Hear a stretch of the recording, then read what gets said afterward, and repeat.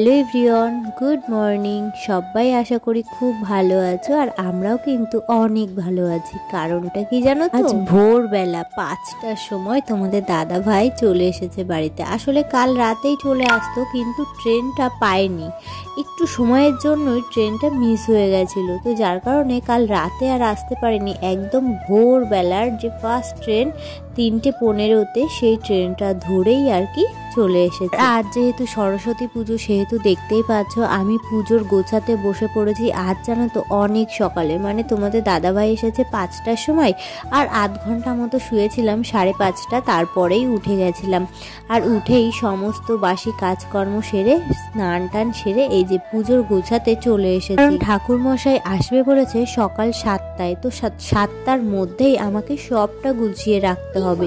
যার কারণে একটু সকাল সকালই উঠে সমস্তটা গোছাতে শুরু করে দিয়েছি। তো তোমরা দেখেছিলে কালকের ব্লগে যে আমি একা হাতেই এই পুজোর সমস্ত বাজার ঘাট, ঠাকুর বলো, ফল ফুল বলো, দশকর্মা বলো, সবটা একা হাতেই করেছি। এবছর কিন্তু আমার বেশ ভালোই লাগলো জানো তো, একা হাতে সবটা সামলাতে পেরে বেশ আনন্দ লাগছিল। ওইদিকে দেখতে পাচ্ছ ঠাকুরটা বের করে বেশ সুন্দর করে ঘর টট পেতে দিয়েছি।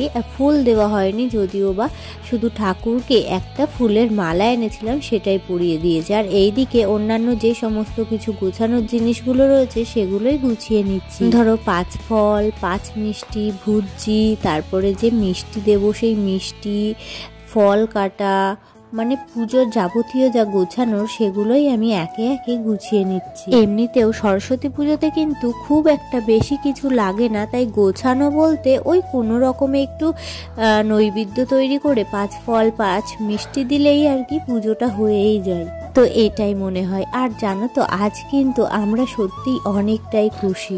মানে তোমাদের দাদা ভাই এতগুলো দিন বাড়ি ছিল না, আর এতগুলো দিন বাড়িতে আসার পর কে না খুশি হয় বলো তো। প্রায় 12 দিন পর বাড়িতে আসলো। এক শুক্রবার দিন গেছে, আর এক শুক্রবার গিয়ে তারপরে শনিবার গিয়ে, রবিবার গিয়ে, সোমবার ভোরবেলা বাড়িতে এলো। আমাদের সাথে এমন একটা জিনিস ঘটেছিল, সেটাই তোমাদের সাথে এখন শেয়ার করব। যেটা হচ্ছে আমাদের যে ঠাকুর মশাইটা ঠিক করা হয়েছিল যে 7টার সময় এসে পুজো করে দিয়ে যাবে, তিনি না আসেননি পুজো করতে।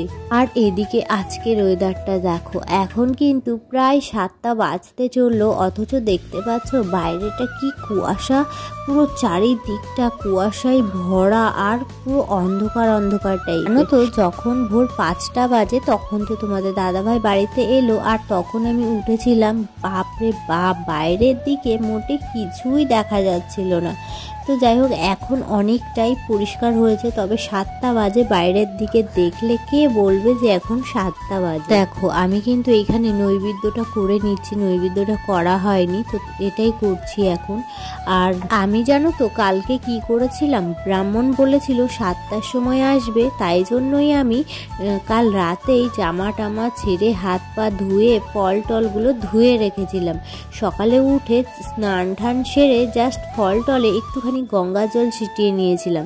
এতে করে কিন্তু আমার সুবিধাই হয়েছে, অনেকটা তাড়াতাড়ি হয়ে গেছে কাজগুলো।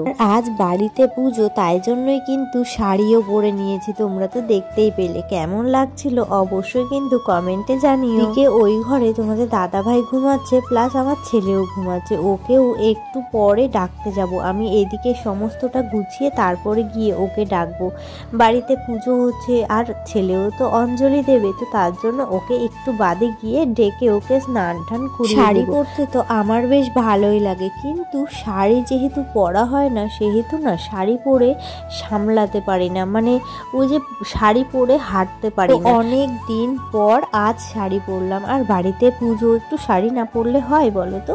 তো এদিকে দেখো আমার কিন্তু সবটা গোছানো কমপ্লিট। আমি এখন একে একে সব কিছুতে তুলসী পাতা দিয়ে দিচ্ছি। আচ্ছা, বেশি টাকা ছিল না, তাই অল্প স্বল্পর মধ্য দিয়েই পুজোটা করে নিয়েছি। আর তোমাদেরকে বললাম না যে যে ব্রাহ্মণটা ঠিক করেছিলাম তার 7টার সময় আসার কথা ছিল, কিন্তু সে আসেনি। শেষ পর্যন্ত আমি অন্য ব্রাহ্মণকে ডেকে 9:30টার সময় পুজোটা করিয়েছি। হোক, এই যে সরস্বতী ঠাকুরটা দেখতে পাচ্ছ, এটা কিন্তু আমার ছেলেই পছন্দ করেছে। আমরা যখন সরস্বতী ঠাকুর কিনতে গেছিলাম ওখানে অনেক ঠাকুর সাজানো ছিল, তার মধ্য থেকে এই ঠাকুরটাকেই পছন্দ করেছে। দেখলে তো ঠাকুরটাও কিন্তু বেশ দারুণ।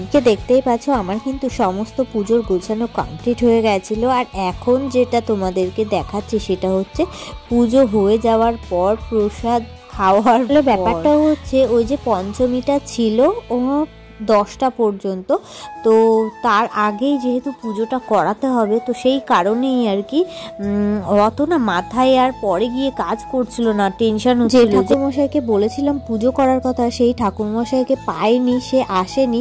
শেষ পর্যন্ত আমাকে রাস্তা দিয়ে একটা ঠাকুরমশাই যাচ্ছিল, তাকে বলে কয়ে কোনো রকমে পুজোটা করাতে হলো। তো যার কারণে আর কোনো ভিডিও ক্লিপ নেওয়া হয়নি। তো তোমাদের সরস্বতী পুজোর দিনটা কিভাবে কাটলো অবশ্যই কমেন্টে জানিও। আর আমার তো এভাবেই কেটে গেছে আর কি, কোনো রকমের সরস্বতী পুজোটা হলো আর কি। তো যাই হোক, আজকের মতো এখানেই টাটা বাই বাই।